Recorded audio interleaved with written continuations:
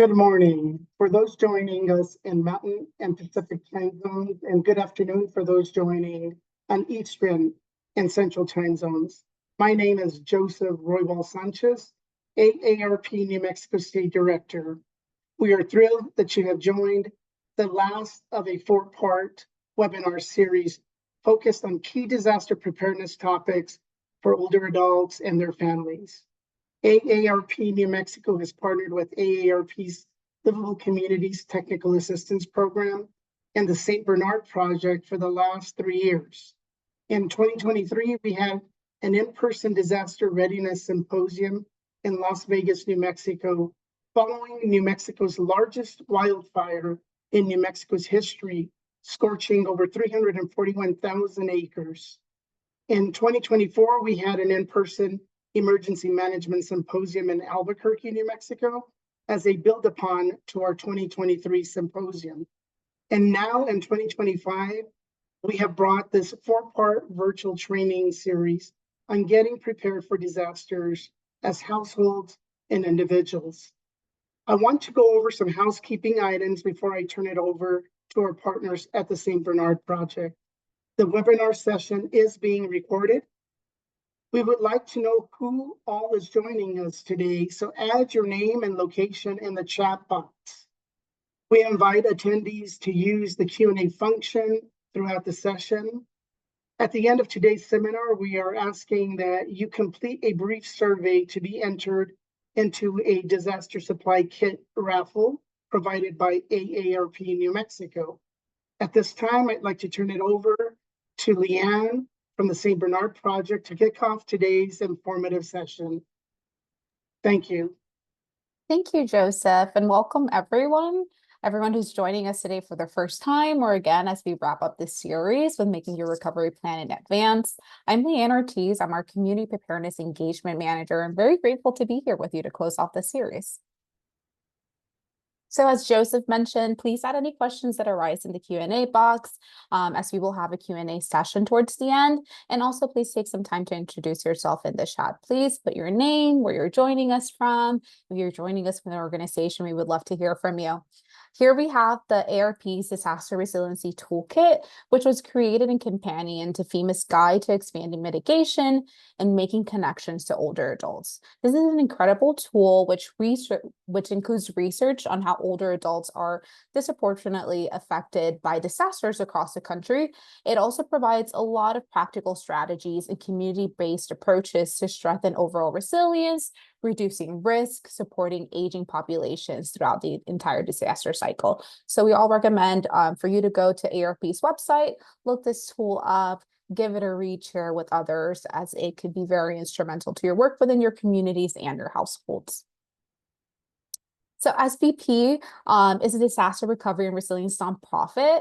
We're dedicated to shrinking the time between disaster and recovery. And SBP started in the San Bernard Parish in New Orleans after Hurricane Katrina, now 19 years ago. Since then, we've been able to expand to cover other intervention points across the disaster cycle, as seen here. And at SBP, we believe that achieving personal and community resilience and that mitigating risk requires the efforts of multiple sectors working together, such as government, businesses, organizations, communities, and individuals like ourselves. And we truly believe that education is at the forefront to achieving overall resilience. That's where SBP's Disaster Preparedness Program comes in. We offer a variety of resources to encourage those multiple audience sets to take action. So everything from checklists to written guides, which you'll see throughout the presentation, to videos, in-person training, technical assistance, and webinars like the one we're having today. So before we get started, I wanted to do a quick session recap of session number one. For those who joined session number one, we dived into preparedness and lightly touched planning for recovery. So as you all know, extreme weather events are becoming more frequent and more intense, which prompts us to use a variety of trusted resources to learn local risks and make sure that we're staying informed with trusted local resources. We also talked about how important it is to create, to update, practice, and discuss your household preparedness plan at least once a year. Then we discussed different ways you can protect your home through regular maintenance, through pre-event actions such as storm storm shutters and sandbags. And lastly, we discuss how you can explore different mitigation investments that are right for your home by speaking with your insurance agent, or if not, visiting sites like disastersafety.org. So for today, we're going to be going over a couple of things. I know it's a short session, but we want to make sure that we're packing it with great information. We're going to be going over protecting important documents. Then we're going to go into planning financially for recovery. Then we're going to talk a little bit about getting adequately insured and avoiding contractor fraud. And then we're going to wrap it up with some resources.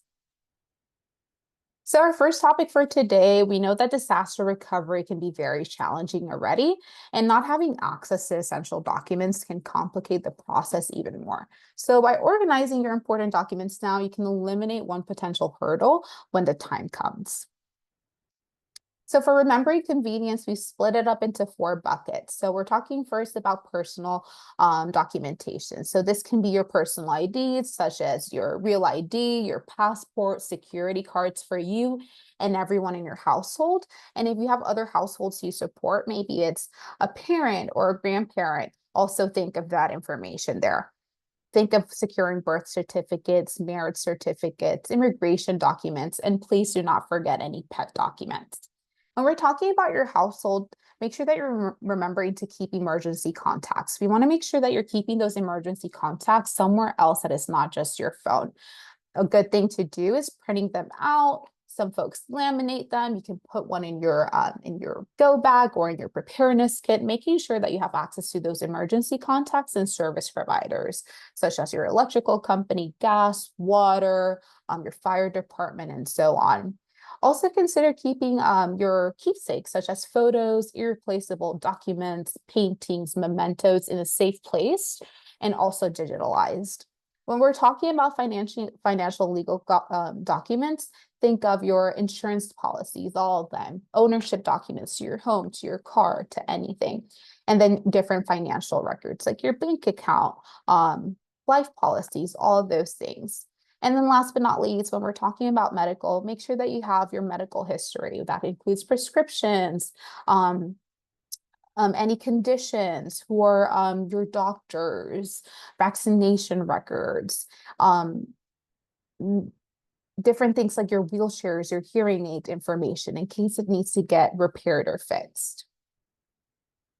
And then we want to make sure that while you're keeping all of that you're properly securing them. So there's different ways for you to secure important documents. And the best practice is to have them secured in more than one way. So think something physical and then digital. So for physical files, you can consider using a waterproof and fireproof folder or safe. Keeping copies with a trusted person. So think a family member or an attorney. For digital files, store copies in a flash drive or upload them to your preferred cloud service, whether that be iCloud, Drive, Dropbox, there's plenty. And it is also wise to consider sharing information with at least one trusted individual so they know where to find this information in case of an emergency. So for example, my family and I live in different locations, so my sister knows exactly where to find my important documents or to access them remotely or guide someone to get them. So that gives me a little bit of extra peace of mind by having something physical, something digital, but if something were to happen to me, that she can know where to find that. So consider who's that trusted individual in your life, or if you serve as that trusted individual in someone's life, how can you properly secure their documentation? Now we're going to talk a little bit about planning financially for recovery. And when it comes to this, I know that in this current climate, it's not always easy to think about another financial piece, but it's also important to remember that the vast majority of the US has been impacted by disasters in the last decade. And it's not a matter of if, unfortunately, but a matter of when will the next one happen. So some of these actions may be ones that you're already taking, or if not, it could be some that you can put in your toolbox for when you're ready to take them. And if you're already taken some of them, also it could be an opportunity to share with a loved one or a friend these resources so you can get them prepared as well. So starting off with savings during a disaster, a lot of unexpected expenses can arise, such as the cost of basic necessities, clearing debris, needing fuel for generators or your vehicle, sheltering for extended times, or traveling to a safe location. The list goes on. I don't know if you've ever had to replace everything in your fridge at once. but everything stacks up really quickly. So we want to think about how can we plan to address our savings and how to bucket them for these things. So we want to make sure that we're setting aside money for sheltering costs, for all of these unexpected costs. And then we also want to think about our deductibles, which are the amount that you pay out of pocket before your insurance kicks in. So you want to make sure you also have money set aside to be able to immediately access your insurance coverage, which is something that oftentimes we see that it's okay, I have insurance, but I wasn't aware of how much my deductible was, or I didn't have enough to cover my deductible to be able to access that support. So we'll be talking a little bit about insurance further along, but please keep in mind that savings, sometimes we think of very big numbers, but if you're starting somewhere, whether that is $5 or $10 every other week, something will get you somewhere. Maybe that would be that you can cover for a meal, cover for gas, but at least start somewhere. Don't set just a big number. Try with what you have in your budget. Next, let's talk about loans and credit, and I won't dive into specifics about loan options today, but we want to highlight 2 key points. First, consider working with a financial advisor. An advisor can walk you through your budget, help you make a financial plan, which would support that what we were talking about savings, and they can also help you find any of the best loan options, whether that be for recovery or to mitigate any risks in your home. And there's no need to become an expert yourself. Professionals are there to help. So make sure that you're leaning on those, whether that be a trusted individual, an actual financial advisor, or just going into your bank and asking for support and to be directed to a financial advisor. Second, and this is for both homeowners and renters, you can apply to loans. And it's important to know that in the case that if there were a presidentially declared disaster, that would trigger federal assistance for affected areas. So usually what folks will be like, oh, we're getting FEMA assistance.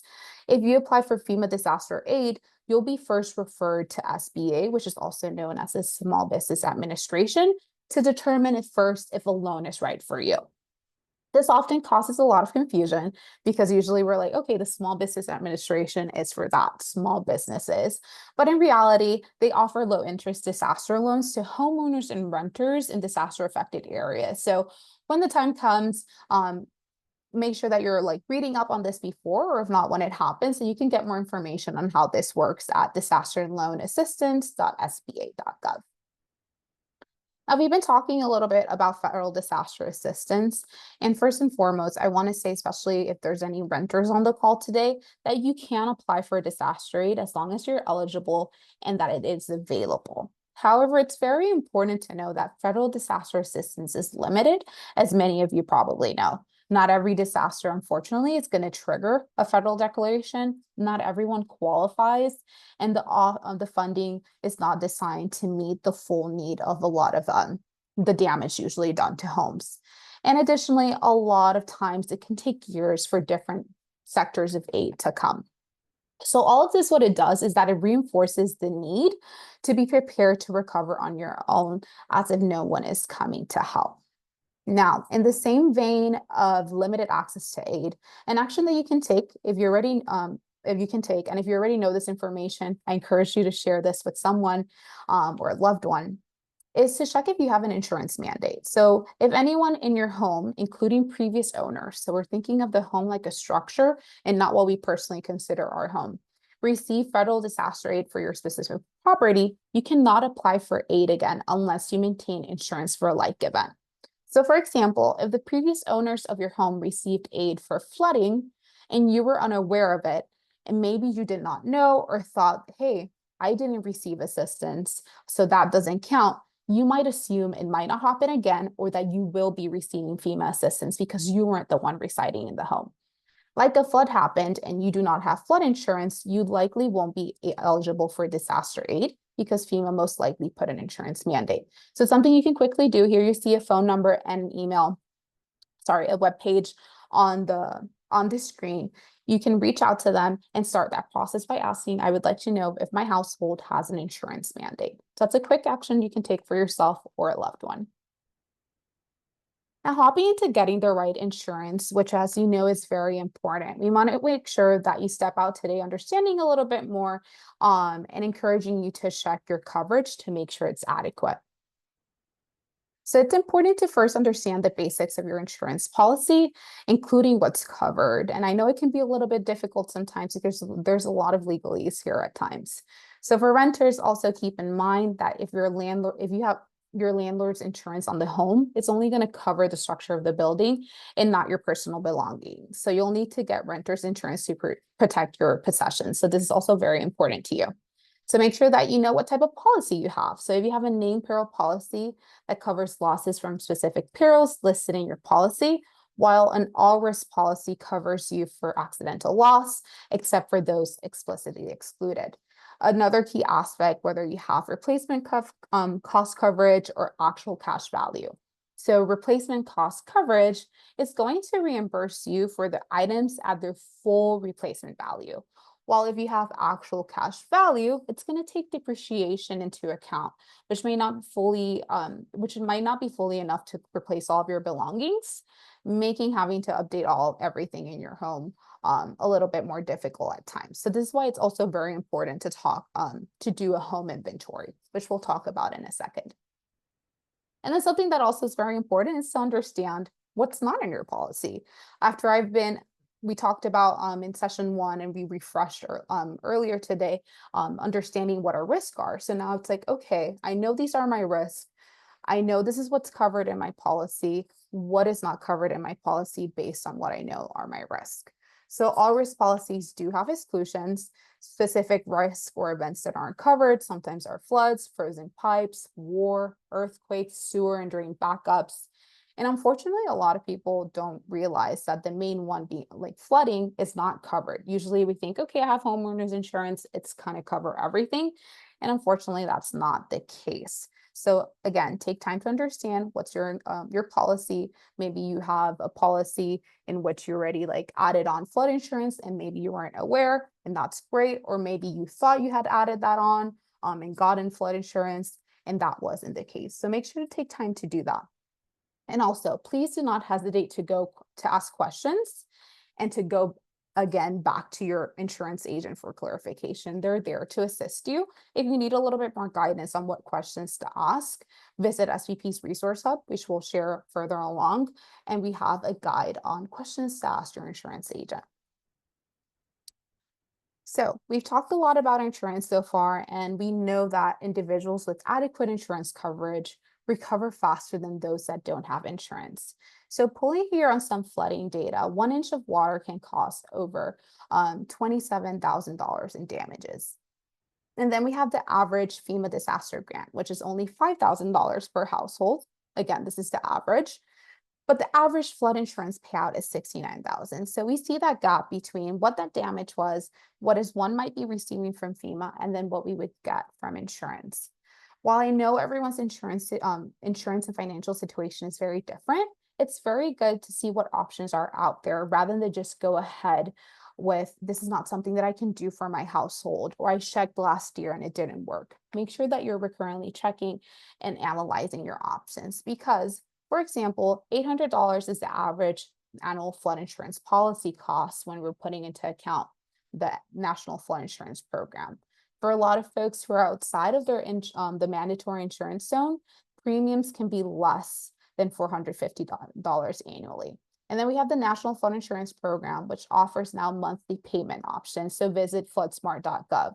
I've had a couple of conversations in the last couple of months, which folks telling me, yes, I have an NFIP insurance, but I have to do an annual lump payment.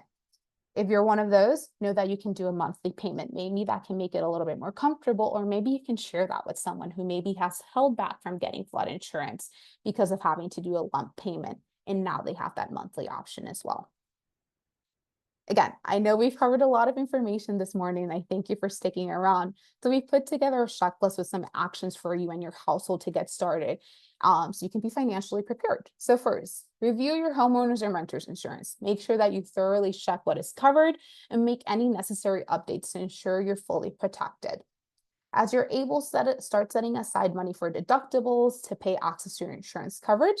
And again, also as able, set aside emergency cash, considering all of those unexpected expenses or expenses that you know you may have when you're trying to evacuate or if you're living without water and electricity for a while in your own home. Then we encourage you to make a home inventory. We like to think that we remember everything in our home. It's like when we pack luggage, we think we remember everything, and then there's something that sometimes surprises us after a couple of days. And we know that's not realistic. So we want to make sure that you have a home inventory so you have sufficient evidence and information when you're making a claim. So you can start by taking a video of your entire home, something simple, and then over the next few days, take photos and videos of individual rooms as well to catalog your possessions. So start with a video of the entire home and then go more deeply into those rooms. And then make sure that you're keeping digital records of those important receipts, ownership papers, and that you have an inventory and documents that are stored safely, preferably digital. And then there's a couple of helpful resources here. The state of New Mexico, you have the New Mexico Office of Superintendent of Insurance that can help you and support its residents with insurance issues or additional insurance information. You also can explore the National Flood Insurance Program.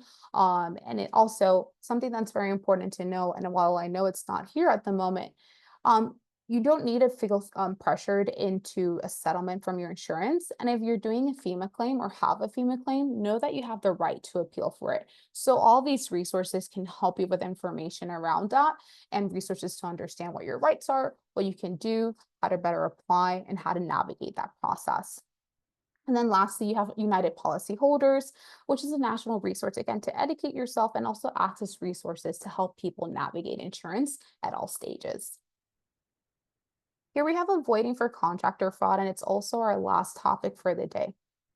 So there's a lot of warning signs when it comes to contractor fraud, and we're going to go over some of those main ones. Something to like keep an eye out and also to share with family members, especially after a disaster. If you have a contractor show up unannounced or soliciting door to door, that's usually a sign that they're not a trustworthy contractor. Usually a good contractor has cards, is super already very bugged. People are calling them directly. They don't have time to be soliciting door to door. They're using high pressure sales tactics or making unrealistic promises. This can look like, oh, you need to reserve your space with me because I'm getting a lot of people who want to work with me to do this. If you want to get your house fixed first, you need to make this deposit. Or they're telling you that they're going to be able to fix everything with an amount of money that really doesn't make any sense. So make sure that you're staying alert. They refuse to provide their ID, their licensing, their insurance, or if you ask them for references, they don't want to provide any. A good contractor should be able to provide all of these, and honestly, also without having to be prompted. Does not provide a written estimate or contract. You want to make sure that you always get a written estimate or contract, and we're going to be talking about that in the next slide. They're demanding a cash payment or large upfront fees. You want to make sure that you're, if able, not paying cash and that you're paying as the work is getting done, which usually that is written into your estimate. Sometimes it's like, hey, after this is completed, you get this amount of money. After this is completed, you get this amount of money, and so on. And then they start asking about details of your insurance element. How much did you get? Why did you get this? Who you are with? What are they looking for? All these things. Make sure that you're being not very private about your insurance settlement, as a lot of people sometimes don't have good intentions. And lastly, they're avoiding obtaining required permits or inspection, maybe saying that, hey, it's going to take too long, it's not worth it, I know how to do it to code. There are permits and inspections for a reason. Make sure that you're getting those. So if you experience fraud or believe someone is experiencing fraud, AARP has a fraud watch network. You can call them, or you can also report if you see something that's not going on right through AARP scam tracking map.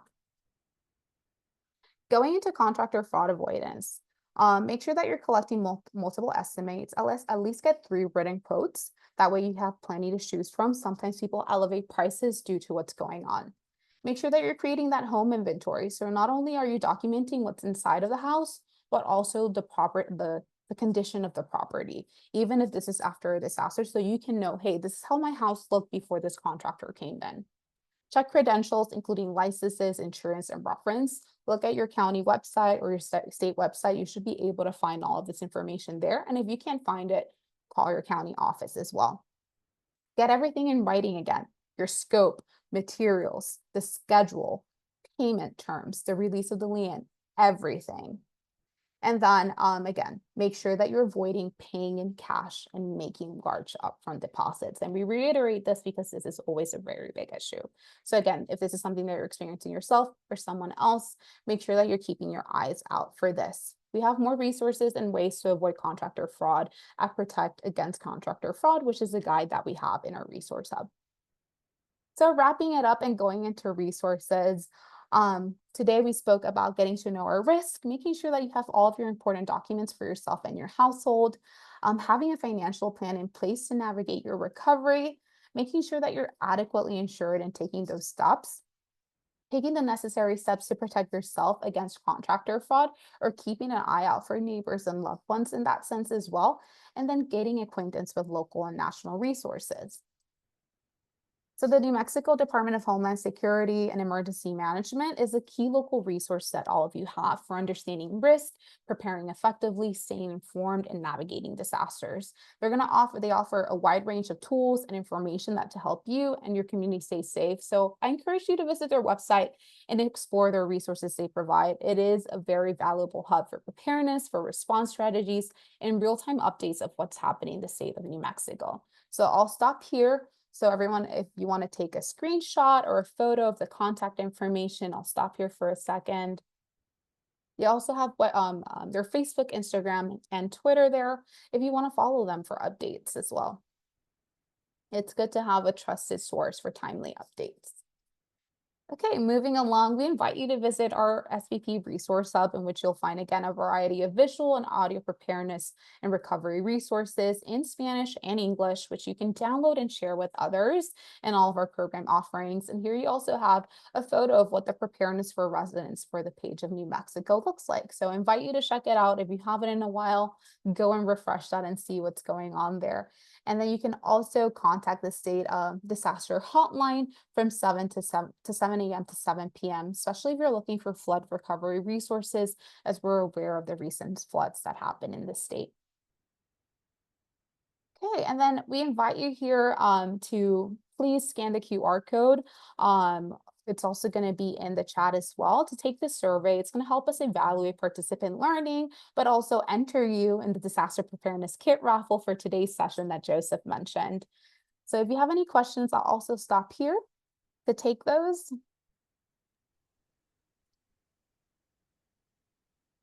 Thanks so much, Leanne. And again, encourage folks to continue dropping questions in the chat function. One question to get us started here is, what's a good starting point for folks for building personal financial preparedness for disaster events?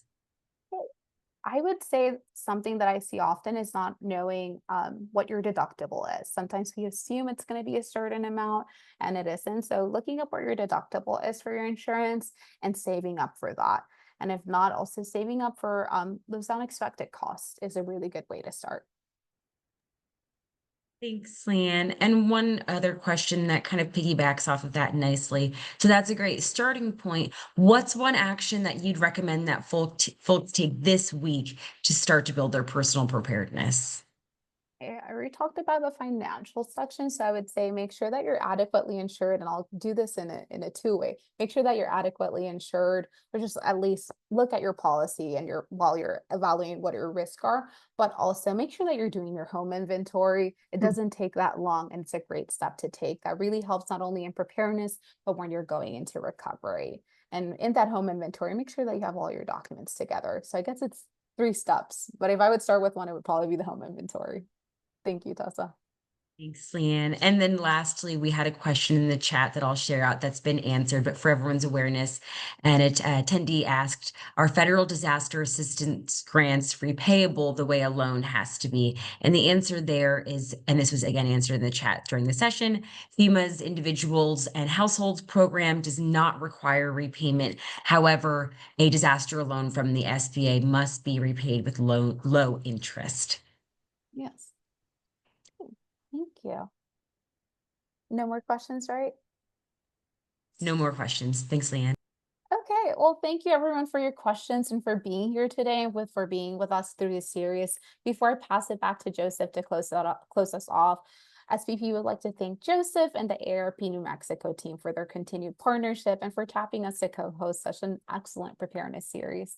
Back to you, Joseph, and thank you.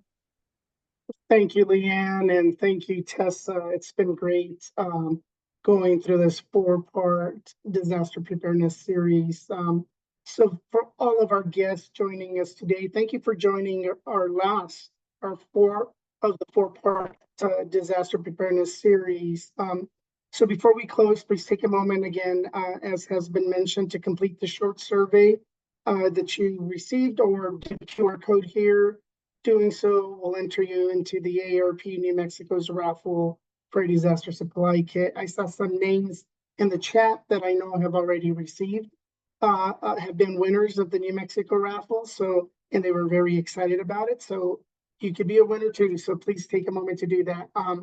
So again, thanks to the St. Bernard Project for the partnership, and look forward to doing more of this. I think this is a critical topic. It's a topic that's never going to go away. I think Leanne said it best. It's not if a disaster will happen, it's when a disaster will happen. And having preparation and thinking through these things are critical for our safety and our livelihood. So once again, to everyone, thank you for joining us. Stay safe and stay prepared. We'll see you.